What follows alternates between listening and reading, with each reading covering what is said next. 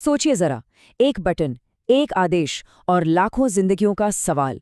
नहीं नहीं, ये किसी फिल्म का सीन नहीं है, ये एक असली ताकत की हकीकत है। तो सवाल ये है कि भारत में आखिर वो कौन है जिसके पास ये फैसला लेने की शक्ति है। चलिए, आज इस बहुत बड़े और जरूरी सवाल का जवाब ढूंढते हैं। जब भी हम न्यूक्लियर बटन के बारे में सोचते हैं ना, तो अक्सर हमारे दिमाग में एक ही तस्वीर बनती है। किसी गहरे बंकर में बैठा एक बहुत ही सख्त जनरल, जिसके एक इशारे पर दुनिया बदल सकती है। फिल्मों ने हमें यही दिखाया है ना। लेकिन असली कहानी, हकीकत इससे बिल्कुल अलग है और कहीं ज्यादा सोची समझी और नियंत्रित है। भारत में परमाणु हथियारों का कंट्रोल सेना के पास नहीं, बल्कि सीधे सीधे जनता द्वारा चुनी हुई सरकार के हाथों में है। और यही हमारे लोकतंत्र की सबसे बड़ी ताकतों में से एक है। तो सवाल उठता है कि ये नागरिक नियंत्रण आखिर काम कैसे करता है। इसका जवाब एक नाम में छिपा है, न्यूक्लियर कमांड अथॉरिटी, या जिसे हम NCA कहते हैं। यही वो संस्था है जिसके इर्द गिर्द भारत की पूरी परमाणु रणनीति घूमती है। इस बात को एकदम साफ साफ समझ लीजिए, NCA ही भारत की एकमात्र, मैं दोहरा रहा हूं, एकमात्र संस्था है जो परमाणु हथियारों के इस्तेमाल का आदेश दे सकती है, कोई और नहीं। ये इस बात की पक्की गारंटी है कि आखिरी फैसला हमेशा नागरिक नेतृत्व का ही होगा। अब ये जो NCA है ना, ये 2 हिस्सों में बटा हुआ है और दोनों का रोल एकदम अलग है। एक तरफ है पॉलिटिकल काउंसिल, ये है फैसला लेने वाले, सिर्फ और सिर्फ यही काउंसिल परमाणु हमले का आदेश दे सकती है। और दूसरी तरफ है एग्जीक्यूटिव काउंसिल, ये एक तरह का ब्रेन ट्रस्ट या थिंक टैंक है। इसका काम है खुफिया जानकारी जुटाना, सलाह देना और फिर जो भी आदेश मिला है उसे आगे बढ़ाना। और इनकी कमान किसके हाथ में है? देखिए, पॉलिटिकल काउंसिल यानी जो फैसला लेने वाली सबसे बड़ी बॉडी है, उसके प्रमुख होते हैं हमारे प्रधानमंत्री। और एग्जीक्यूटिव काउंसिल का नेतृत्व करते हैं राष्ट्रीय सुरक्षा सलाहकार। ये ढांचा ये पक्का करता है कि सबसे बड़ी शक्ति सीधे भारत के चुने हुए नेता के हाथों में रहे। ठीक है, तो फैसला तो हो गया, लेकिन अब ये आदेश ऊपर से नीचे तक पहुंचता कैसे है? चलिए अब इस चेन ऑफ कमांड को समझते हैं। ये एक बहुत ही व्यवस्थित प्रक्रिया है। तो ये पूरा फ्लो 3 आसान स्टेप्स में होता है। पहला, प्राधिकरण, यानी पॉलिटिकल काउंसिल अंतिम हाँ या नहीं कहती है। दूसरा, निष्पादन। इसमें एग्जीक्यूटिव काउंसिल उस फैसले को एक ठोस, एक्शन लेने लायक आदेश में बदलती है। और तीसरा, संचालन। यहाँ पर स्ट्रेटेजिक फोर्सेस कमांड उस आदेश को जमीनी हकीकत में बदलती है और लॉन्च करती है। तो ये स्ट्रेटेजिक फोर्सेस कमांड या SFC आखिर है क्या चीज़?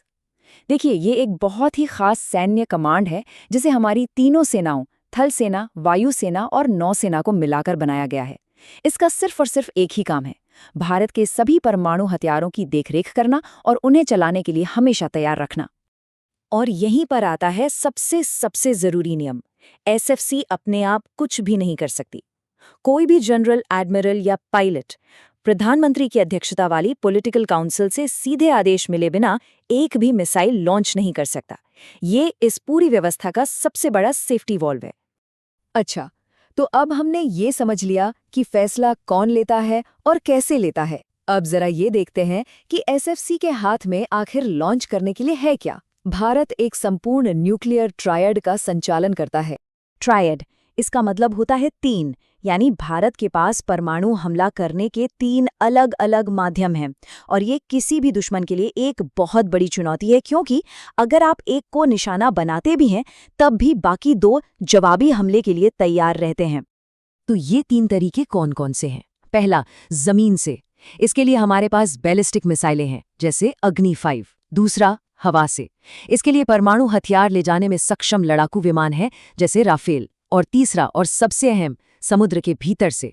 इसके लिए हैं पनडुब्बियां, जो बैलिस्टिक मिसाइलें लॉन्च कर सकती हैं, जैसे हमारी INS अरिहंत। लेकिन इन तीनों में जो समंदर में तैनात पनडुब्बियां हैं ना, उन्हें सबसे घातक माना जाता है। क्यों? क्योंकि एक परमाणु पनडुब्बी समुद्र की गहराइयों में महीनों तक छिपी रह सकती है और उसे ढूंढना लगभग नामुमकिन है। मतलब ये जवाबी हमले की सबसे पक्की गारंटी है। तो इतनी बड़ी ताकत, इतने सारे हथियार, आखिर इनका मकसद क्या है? ये सवाल हमें भारत के परमाणु सिद्धांत के मूल में ले जाता है, जिसे कहते हैं निवारण या अंग्रेजी में डिटेरेंस। भारत की पॉलिसी एक बहुत ही साफ और पक्के वादे पर टिकी है, नो फर्स्ट यूज। इसका मतलब है कि भारत किसी भी हालत में परमाणु हथियारों का इस्तेमाल करने वाला पहला देश नहीं बनेगा। ये आप समझिए पूरी दुनिया के लिए एक बहुत बड़ा मैसेज है। तो फिर सवाल उठता है कि ये हथियार हैं ही क्यों?